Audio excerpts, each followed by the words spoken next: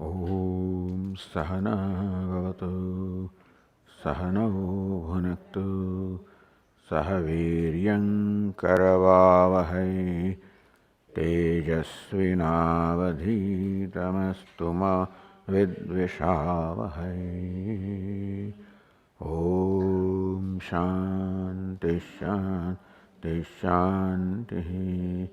Om Purnamadah Purnamidam Purnat Purnamudachyate Purnasya Purnamada Yapurnamevavashishyate.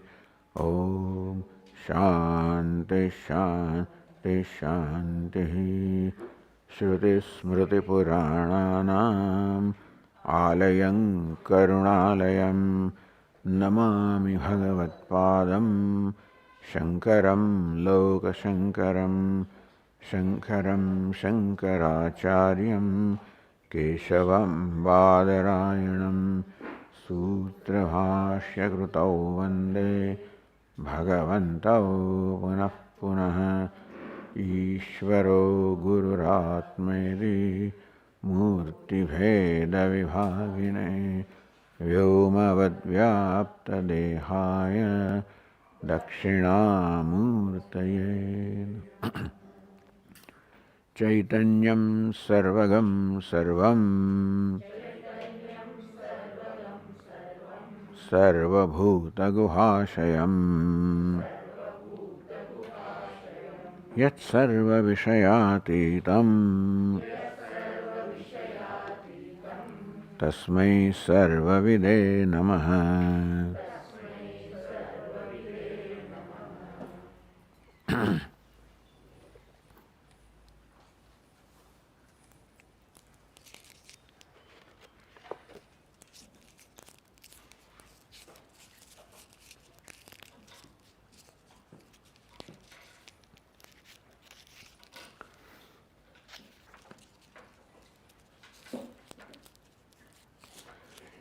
From the verse 17, the teacher has taken away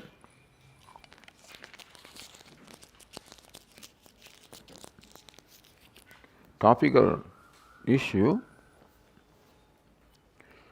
Aham Brahmasmiti Mahavakyadhodam Sada Vidya Anusandadhyat. How one should contemplate upon oneself as Aham Brahmasmi.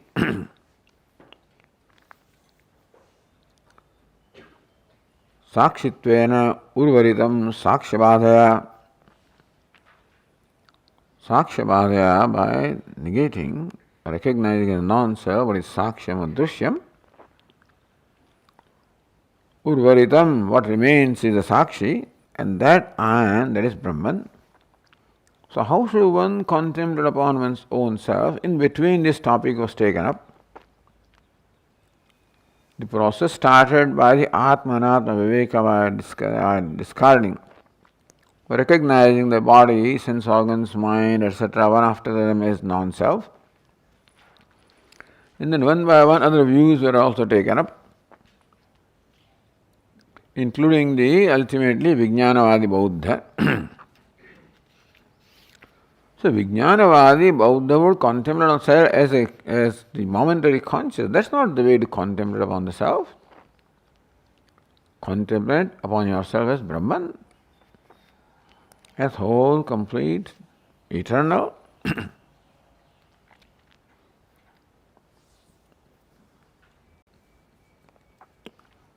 Then same thought process was continued as to how the three states are not Atma and therefore the Vishwa, Tejas, Prajna is not the Atma. And the reason why Atma is thought to be Karta, because when you say that Tyajed Vilapayed, you should give up these three states, that does it mean that Atma has Kartrutva? No.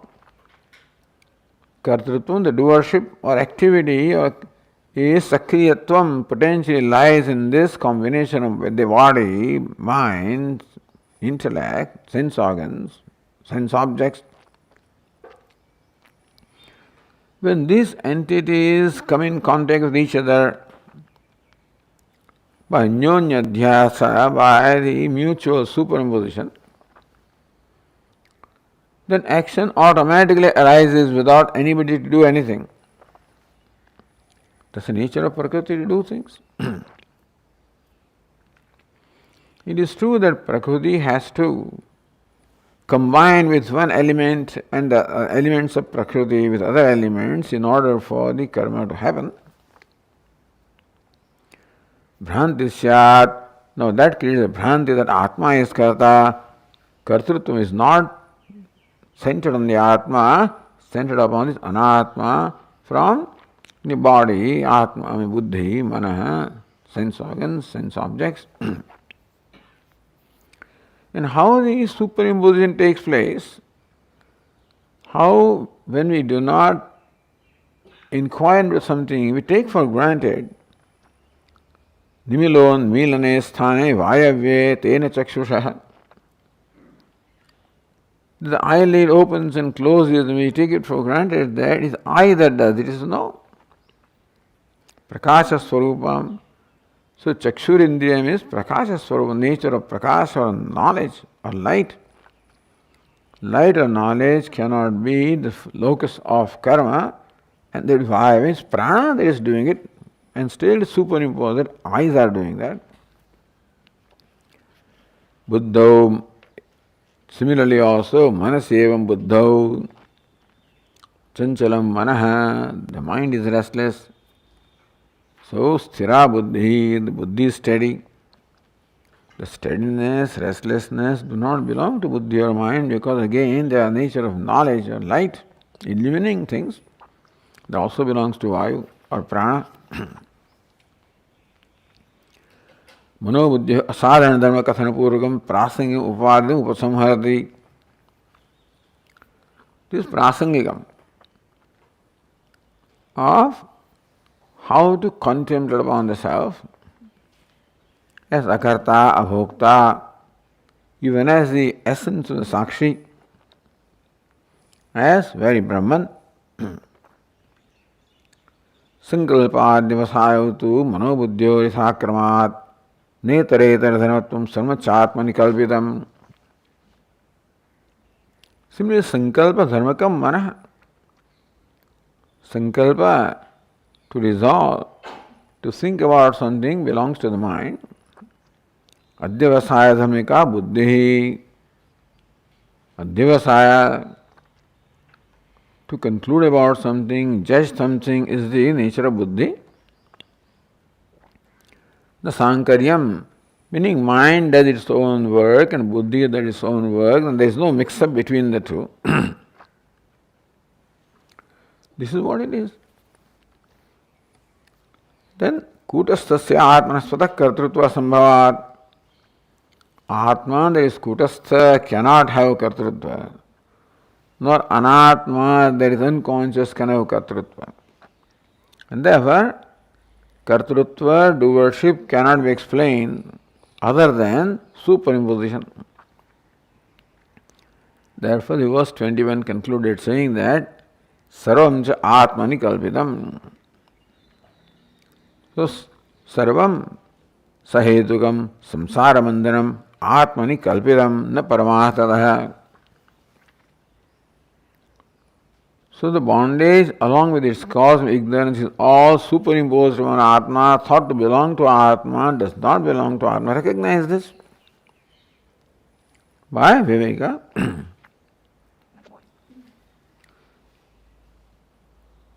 Iti sadaiva Atmadvyam Brahma iti siddham ityartha.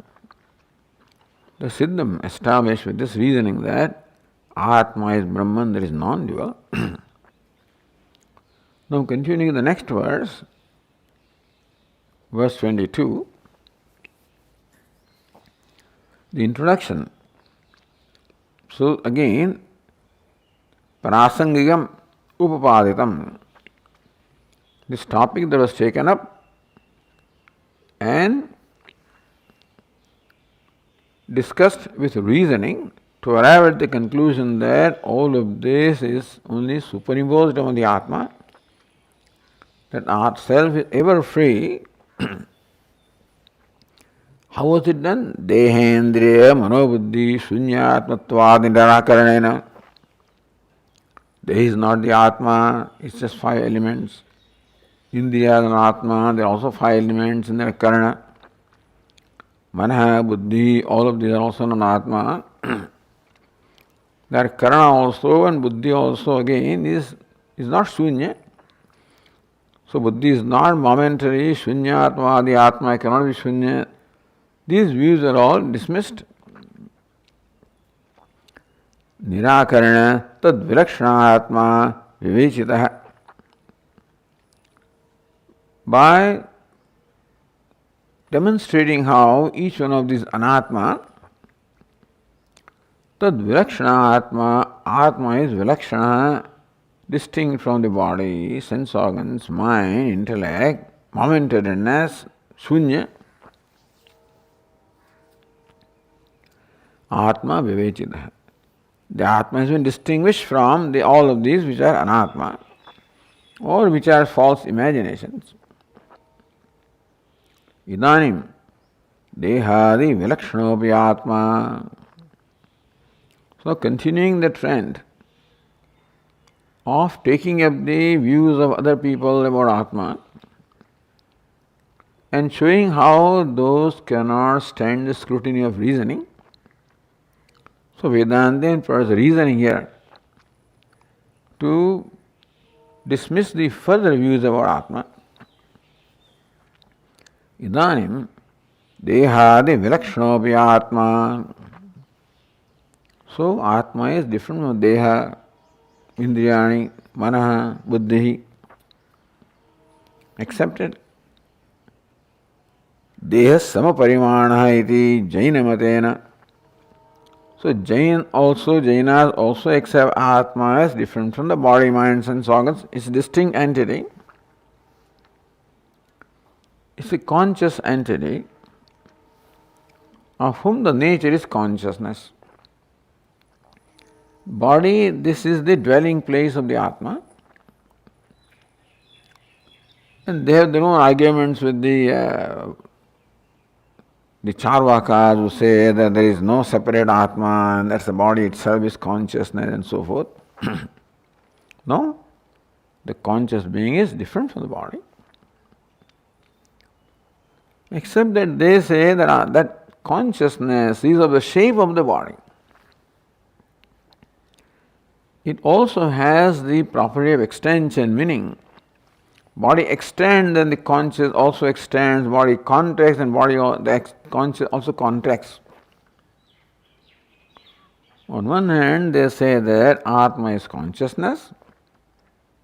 On the other hand, they say that consciousness is subject to expansion and contraction. So how did this idea of consciousness being limited, how did that arise? What makes them think that consciousness is limited to body? That it is not all pervasive. You see, even though the Vaisheshikas, Naiyayikas also or Sankhyas accept Atma as many, still for them Atma or consciousness is Vibhu. It's all pervasive. Nobody accepts that consciousness is confined to the body. So how can there be multiple vibhus? Maybe, difficult to explain. All of them accept Atma as consciousness and vibhu, all pervasive consciousness. So nobody accepted consciousness as confined to something. And subject to expansion, contraction, just doesn't go with consciousness. So how did the idea of consciousness being limited to this body, mind, sense complex, so how that also can be an adhyas superimposition? That they sincerely believe that Atma is consciousness confined to the body. Is there a reason how someone can arrive at this conclusion? There is a reason. So, deha samaparimana iti jaina matena atmana parichindatva shankayam. So even though earlier arguments proved that Atma is different from the body, but still the Atma that is different from body can be of the size of the body only. They have parimana, sama parimana. It doesn't have its own parimana or measure, the body becomes a measure. Then there are other questions which are not relevant here anyway. Parichinda sankayam na tasya brahmatma upapadyate. If consciousness, according to what the Jains say, is parichinnam or limited, then it can't be Brahman, the limitless. And second thing we said in the verse 21, last sarvam chatmani kalpitam. All samsara is kalpitam, is projected upon Atma. It is na yujyate. You cannot say all of this is kalpitam, projected upon the Atma. Who does it? Question is, who projects this upon Atma? Kalpaka abhava. So this is not kalpitam. That Atma is thus many and limited is not kalpitam, it is what is, because there is no kalpaka. Kalpaka means one imagines, one who imagines. The imagination of projection can be there provided there is someone to project. Who is there to project here? This limitation of Atma. How do you say this projection? Without establishing the one who projects. It is Ashanka. With this Ashanka, the next verse is stated. Sthanavacheda drushti syat indriyanam tadatmatam karadhistam hi pashyanyah dehamatra iveksyate.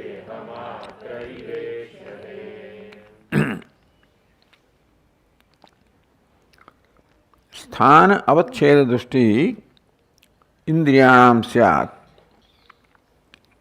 Indriyanam, even though sense organs also, the presiding deities of sense organs, such as sun or the fire, they are all pervasive. Even there also the drishti is not limited. But sthana avacheda drushti syat indriyanam. Because each indriya or sense organ is located in its location, confined to its location. Like the eyes are confined to a location, and so each sense organ. Therefore, there is this notion that sense organs are limited. Seeing, hearing, tasting, touching, smelling. So these things are thought to be limited because, not because that may be limited, but because the respective sense organ is located in a particular force center.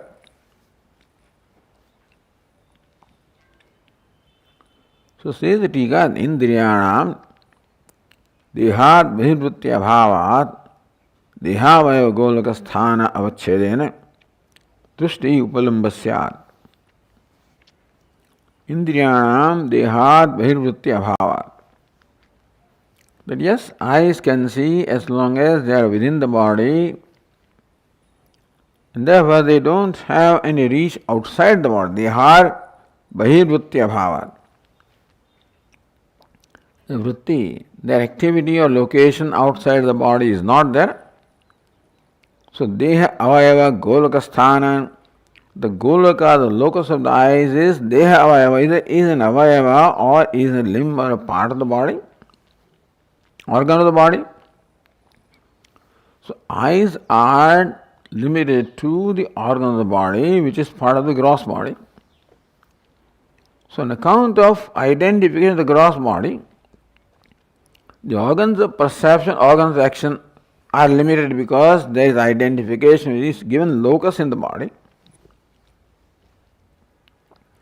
Sthana avachedena.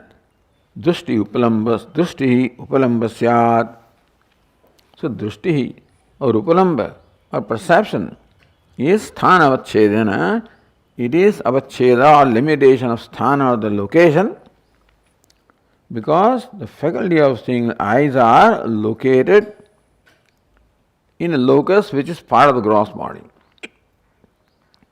So sense organs being identified with the gross body create the notion of limitedness. So upalamba, the perception, is limited. So drishti syat, tika bhavati ityarthasya bhavati. Syat means bhavati. Means that this drishti is limited because of its location in the gross body. Tasacha tvagadinam indriyanam yathayogam deha parimanatvat.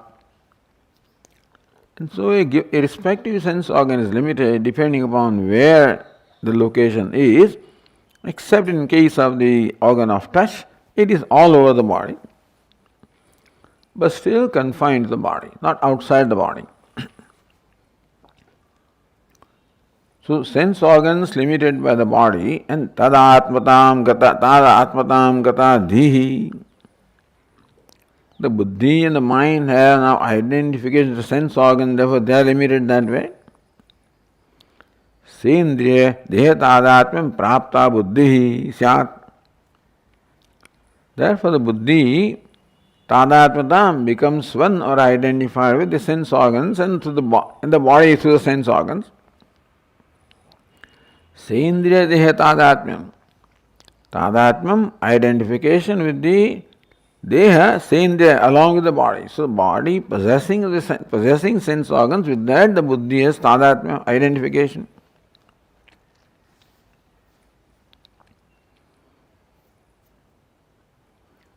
Gatadhi tam pashyan, tam buddhim pashyan, avabhasayan gnyah atma. Svata parichana deha matreva deha parimana vacheva ikshate. Atma tam buddhim pashyan, avabhasayan. Atma illumining that buddhi, which is identified as the sense organs, which in turn are limited by the gross body, and therefore deha matreva deha parimana avachinna eva ikshate.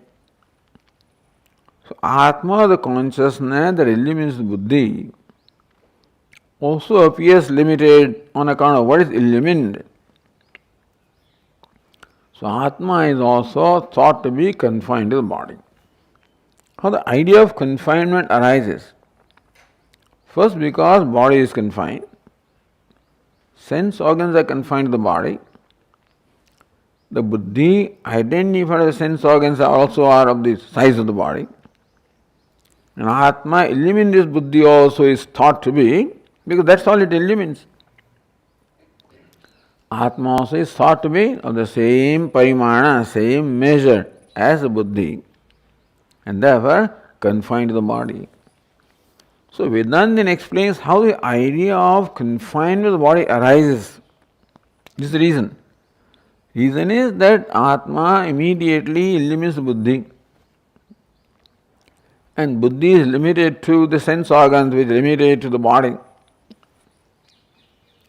Therefore, deha matreva deha parimana avachinna eva ikshate jnayate bhrantya pratibhasate. Therefore, bhrantya, on account of this delusion, aviveka, Atma appears as though it is confined to the body.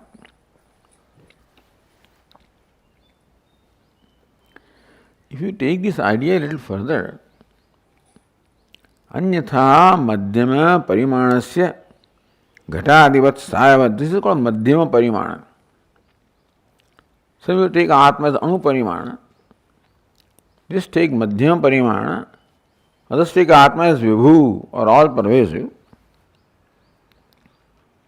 When Atma is thought to be madhyama parimana of the size of the body, then there are other problems there. Anyatha madhyama parimanasya, so Bhrantya, if this is not Bhranti, Vedantin says that Atma is Madhyama Parimana of the size of the body. The Bhranti is not a reality of Atma. If that was reality, Anyatha, meaning that if Madhyama Parimanatvam, Atma being of the size of the body was real, Ghatadivat Savayatvena Anityatvapatte. Anything that is limited in form, in name, is a creation, and therefore also an aggregate or assembly of various components.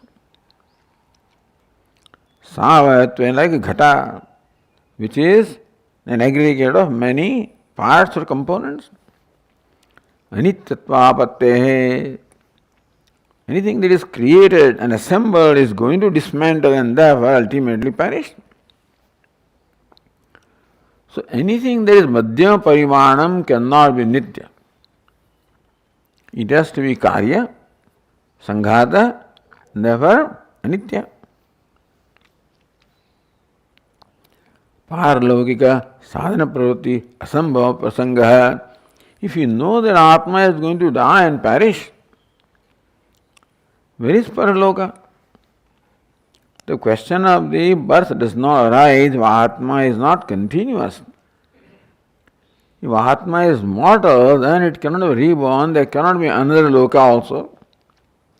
So nobody can do something here to gain a place in Swarga because the Atma is going to die. It is imperishable. The Mimamsakas accept Atma to be deathless. The body dies, Atma's existence continues, even the Kartrutva, Bhoktrutva is there. But Atma is Nitya, and therefore the one who performs karma here will enjoy the results there. But by this measure, Charvakas all take Atma as Anitya. There is no Paraloka for them. Whereas Jains talk of Paraloka, they talk of a Siddha Sthanam and they talk of Moksha. And on the Siddha Shira, this one goes, this like this itself goes into the realm where all the other Siddhas are there. That can be provided Atma is Nitya. Only when it is immortal, then only that is possible that they will have immortality. But if it is Madhyama Parimana, then how can it be Nitya? It will be Anitya. Paralaukika sadhana pravritti asambhava prasanga, therefore there cannot be pravritti or activity for paralaukika sadhana as a means of attaining paraloka, in this case moksha.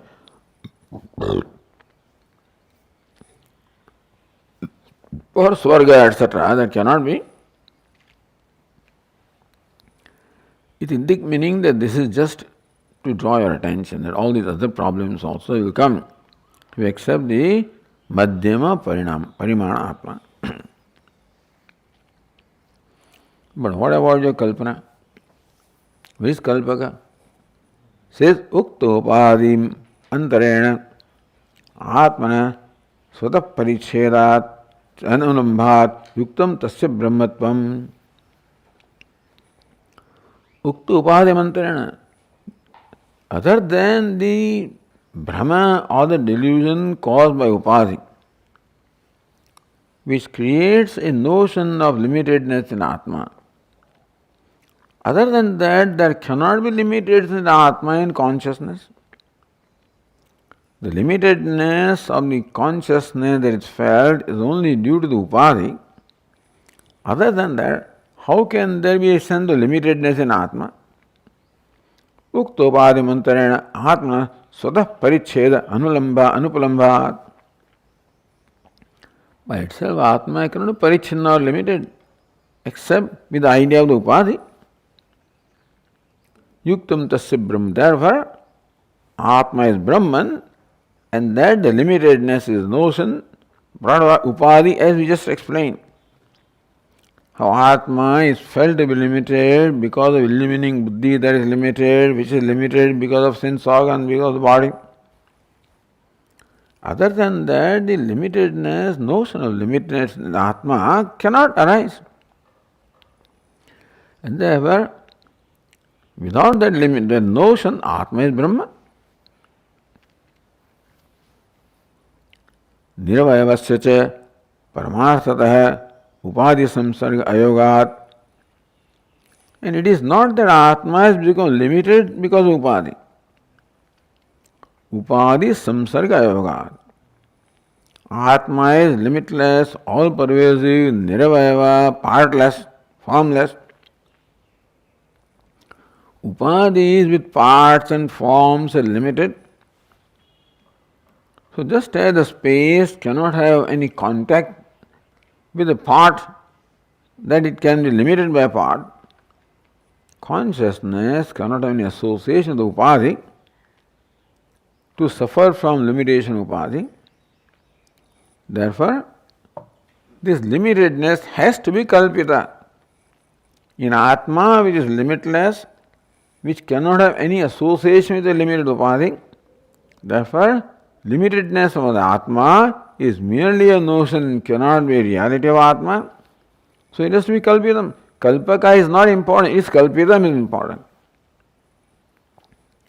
The limitedness of the Atma has to be kalpita or imagined because it is limitless by nature and cannot have any association with anything that is limited because it transcends everything.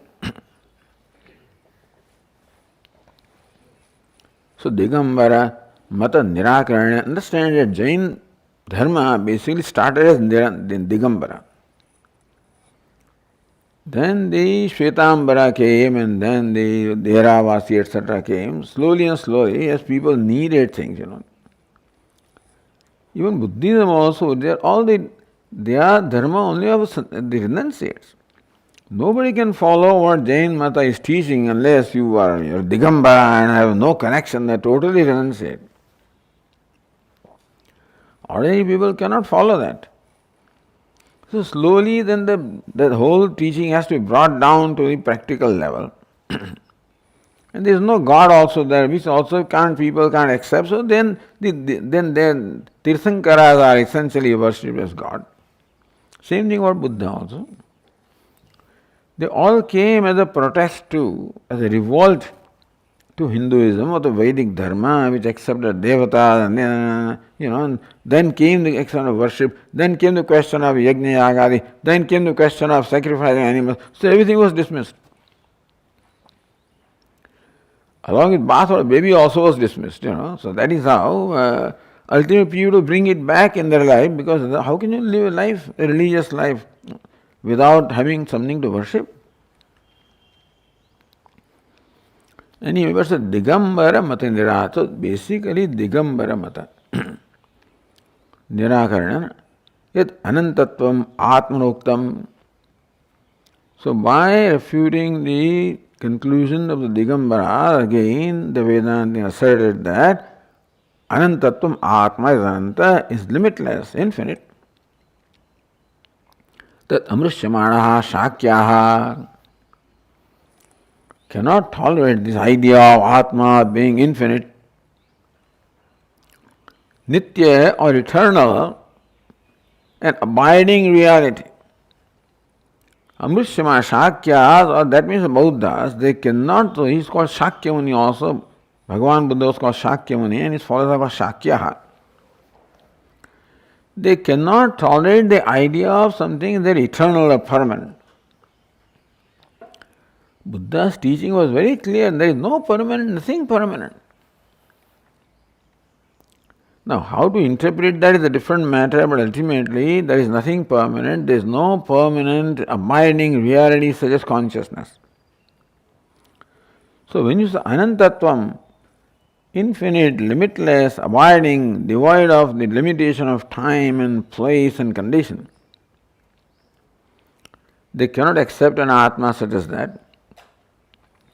Amrushyamaraha, those who cannot tolerate this idea of Atma being infinite, eternal, Pratyavatishthante, they right away present their opinion and they counter you.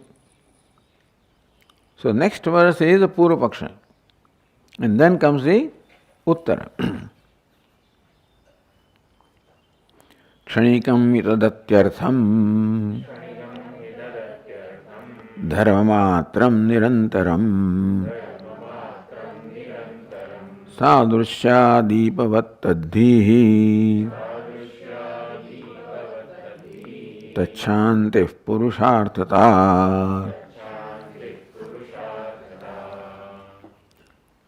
So the view of the Kshanika Vijnanins is presented here.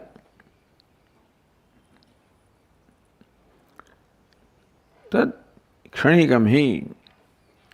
Tika tat jnanam jnayam cha ubhayam Kshanikam hi nischitam. Tat means what? Jnanam cha jnanam jnayam cha. The knowledge and the known. In fact, the object and subject, both of these are only Kshanikam. So not only the objects of perception are momentary, but the perceiver also is momentary. Everything is momentary. He nischitam, and they have very elaborate arguments to show how there cannot be permanence at all. What is constantly changing. You see the change everywhere, and the perceiver also is constantly changing, and therefore change alone is a reality. Change shows that it never remains the same even the next moment, otherwise change cannot be. Everything is momentary. So this was the view adopted by Buddha in order to create vairagya and take out the mind from this samsara, and ultimately you have to accept an eternal entity, otherwise there cannot be nirvana anyway. But the way the view is presented is sarvam kshanikam kshanikam. The whole thing started with sarvam dukkham dukkham. Buddhism started with a deliberation upon the nature of dukkha or sorrow and the cause of sorrow. And all this, the business of taking these things permanent itself causes sorrow. Understand, nothing is permanent. What's the reason for you? There is no reason for you to grieve. If there is something permanent, ongoing, then only it can cause you grief. It constantly changing cannot cause you grief. Recognize that. So there is no cause for grief. Become free. So that jnanam jnayam cha ubhayam kshanikam iti nischitam. Nischitam already asserted in that both the knowledge and the knower, or the knowing and object of knowledge, both of them are kshanika.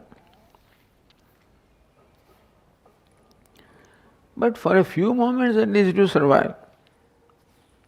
Not just, it is partless moment, understand? What is the duration of moment? There is no duration. Like point has no dimension, so also moment has no duration, partless moment. Moment you accept even slightest duration, it becomes permanent. Then you are accepting some kind of reality, So kshanikam means that it is partless. Katipaya aneka kshana vartitva shankam varayati. Someone may say that, hey, it just will last for a few moments. The moment has to have some dimension. Katipaya, some certain number of kshana moments can be there. Why not? Then you can explain your life that I can see things, there's a seeing is there, seer is there. Even though it is changing still, it survives for a few moments.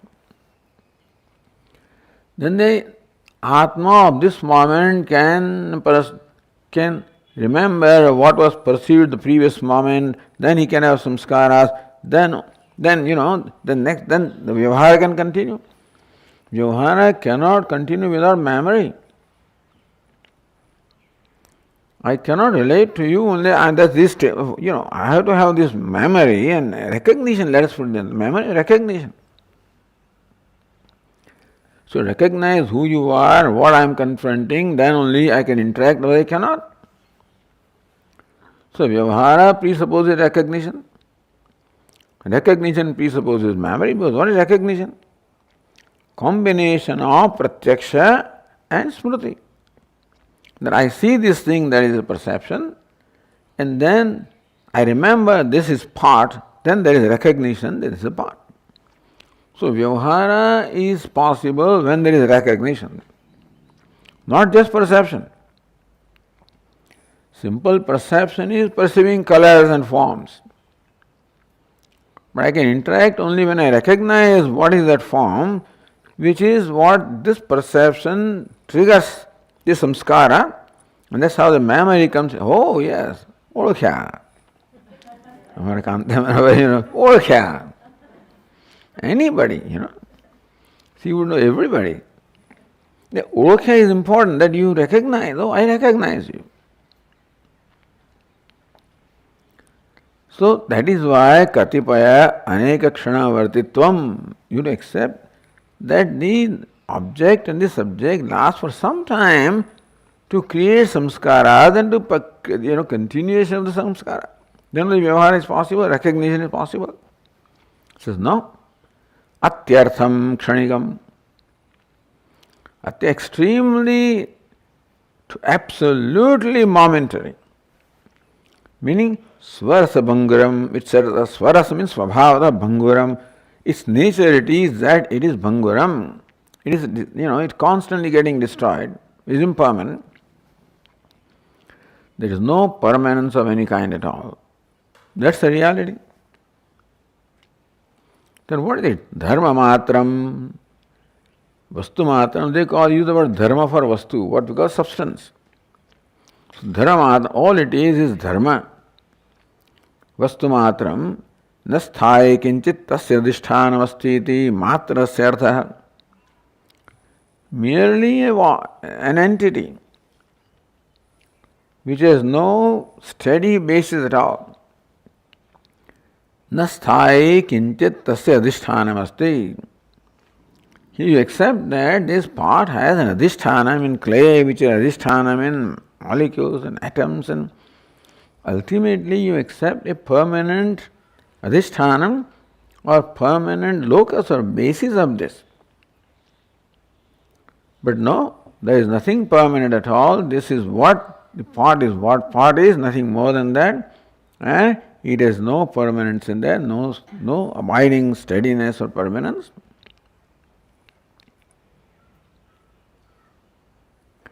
Tari katham vichchedo na upalabhyate. If this is being created every moment, dying every moment, there is no continuity, there is constantly break or interruption, in what you call the existence, how come we don't see it? How come to us things look like they are continuous? If they are not continuous, how come we don't see that discontinuity? Katham tarhi vichchedha na upalabhyate. Tatra, to that they reply, nirantaram. It is nirantaram, nairantaryena utpadyamana vityartha.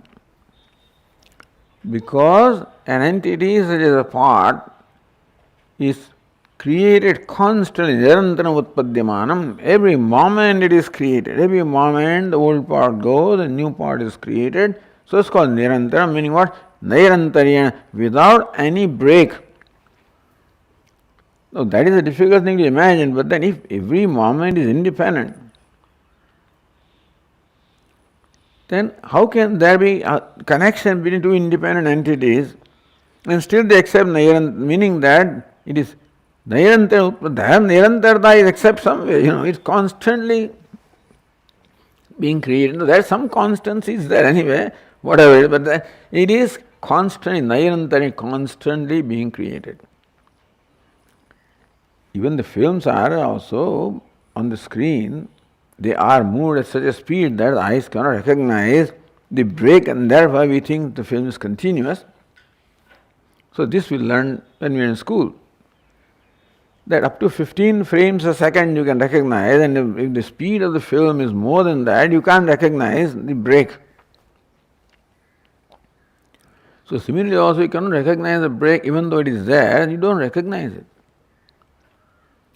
Because so fast every moment is creating that you can't see the break. Yadi sarvam kshanikam. If as you say everything is momentary and every moment arising and then subsiding, katham tari tadeva idamiti. So how can there be this pratyabhijna recognition? Tadeva idam, the same part that was there yesterday, or same I is here, was sitting yesterday in this place. Tadeva idam, soham, same person I am, otherwise no, there is no vyavhara. So same person is there. I see you after 1 month, still I see the same person. And I am also one who is seeing, but I also am the same one who had seen you a month ago. So, if everything is kshanika or momentary, how can there be recognition that you are the same person, I am the same person? Iti ched drashya drashtu vishayam pratyabhijnanam. So pratyabhijnanam, recognition is for both. The drushya also I recognize, that's the one that I had seen or met earlier, and drashta also, I who met that person is the same I that I am. So both ways there is a continuity. Also, I don't remember having seen you because I am not same, or you are not the same.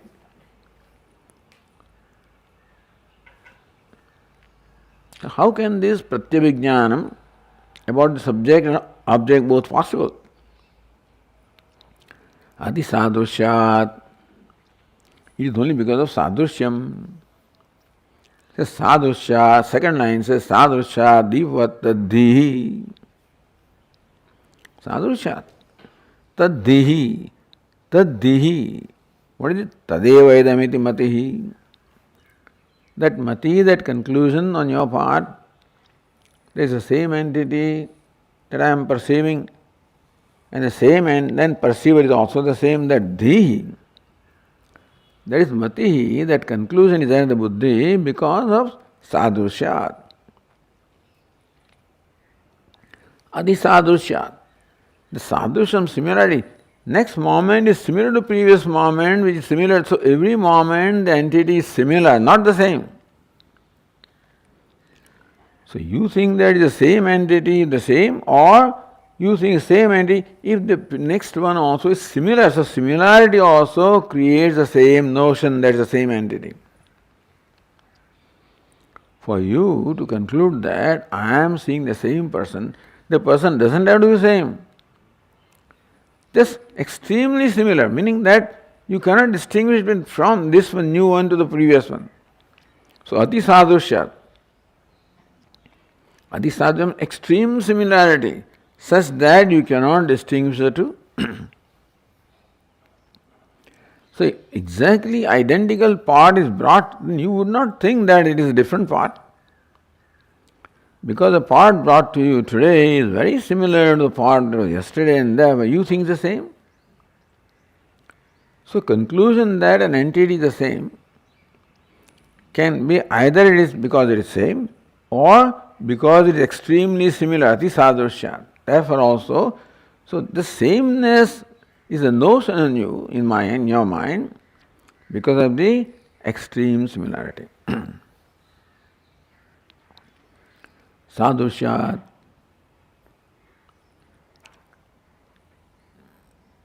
Taddihi, meaning what? Tadeva idamiti matihi. How deep was sadhan? Example is deep, but like a flame.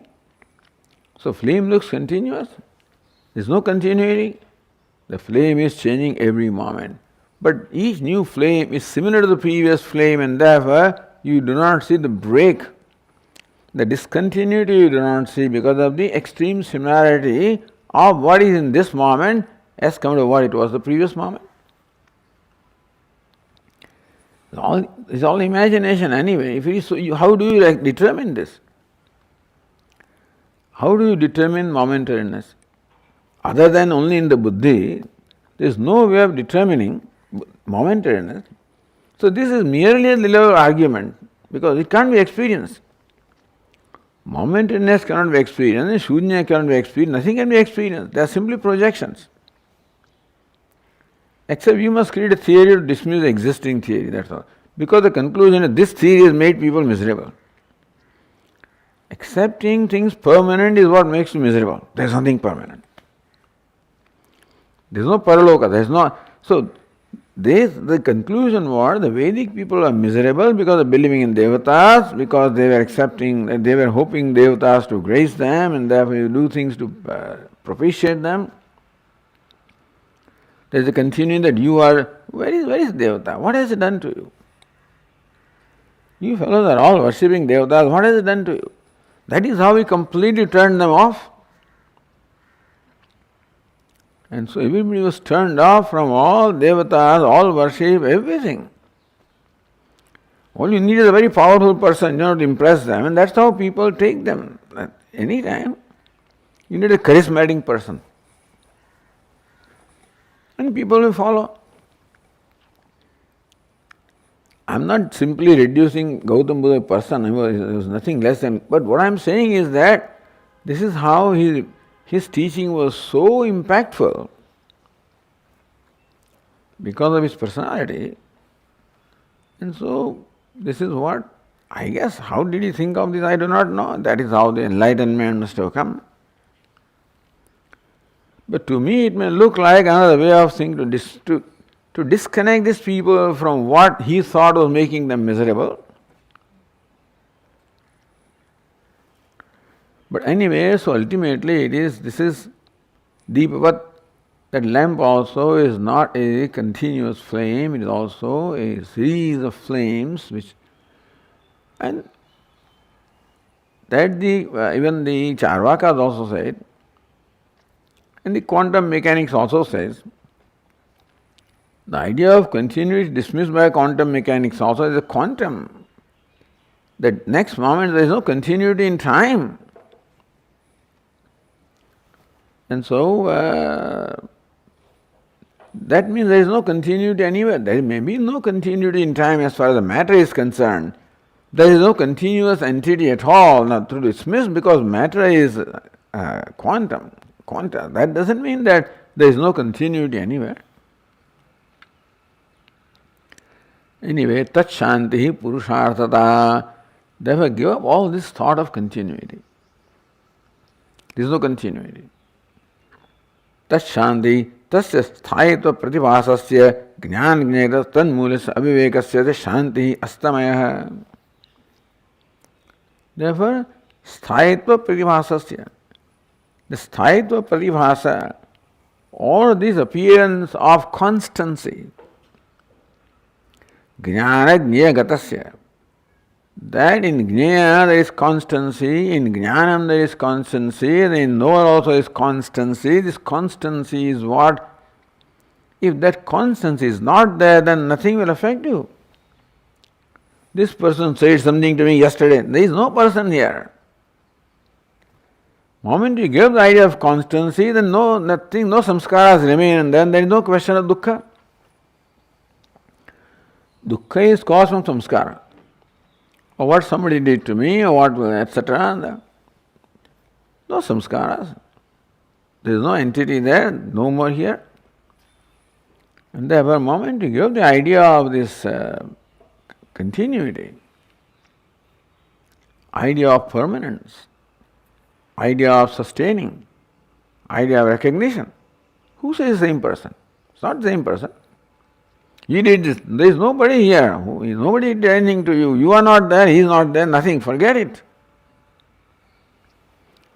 In that case, the grief that comes to me on account of, so says grief is because of permanence. Jagat is permanent, the knower is permanent, and therefore it all piles up. This is how the build-up is there, and that's what causes grief. No permanence. Therefore, sthayitva pratibhasasya, that sthayitva is the pratibhas, appearance of continuity, or appearance of something abiding. Jnana Jnaya Gatasya, the Jnanam also is Sthai, Jnaya also is Sthai. Tanmulis Avivek, that this is all Aviveka, is a Brahma and not a reality. Shanti Astamaya, this whole idea of I being an abiding entity, the Jagat being an abiding entity, there is no abiding thing at all, it's all changing, nothing permanent. Therefore, whatever conclusions and therefore the pain that comes to you on account of accepting things as permanent, give that up. Moment idea of permanence is given up, dukkha will go.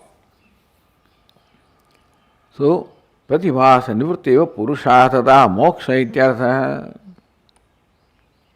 So, Pratibhasa nivritti, that this continuous Pratibhasa, not a reality. And that is because of your aviveka. Because of not understanding the reality about things, this is what your conclusion is, your Brahma is. So this is Brahma, that the permanence is Brahma. And that permanence causes all the grief. Give up the idea of permanence. That is not permanent. You are not permanent. Nothing is permanent. So that is the Purushasata. That's the goal of freedom from grief that you achieve by giving up your conclusion or notions. So this is the Buddhist view. And Siddhanti will have to refute that we'll see next class. Om Purnamada Purnamidam Purnat Purnamudachyate Purnasya Purnamadaya Purnameva Vasishyate. Om Shanti Shanti Shanti. Shankaram Shankaracharyam Keshavam Badarayanam Sutrabhashya Krutau Vande Bhagavantau Punah Punah Ishvaro Gururatmeti Murti Bheda Vibhagine Vyomavad Vyapta Dehaya Dakshinamurtaye Namaha. Om Shanti Shanti.